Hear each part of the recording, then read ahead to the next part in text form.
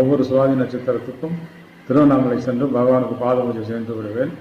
அன்றைக்கு நான் திருவண்ணாமலை புறப்படும் போதே என் பொண்ணு, அப்போ எனக்கு வயிறு வலி ஆரம்பிச்சிருச்சுன்னு, நான் இங்கேயே இருக்கவா இல்லை நான் போயிட்டு வருவாங்க, நீங்கள் போயிட்டு வந்துருங்க அப்படின்னாங்க.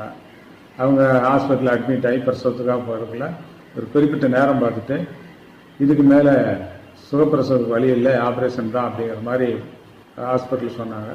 எனக்கு தொடர்ந்து ஃபோன் பண்ணிகிட்டே இருந்தாங்க. நமக்கு ஆப்ரேஷன் ஆனால் தொடர்ந்து எப்படியும் பகவான் சுகப்பிரசவம் கொடுப்பாரு, நீங்கள் அங்கே நாம சொல்லிகிட்டே இருங்க, நானும் நாம சொல்லிட்டு வந்துகிட்டே இருக்கிறேன் அப்படின்னு சொல்லி ரொம்ப சீக்கிரமாக நான் வந்து சேலம் சேர்ந்துட்டேன்.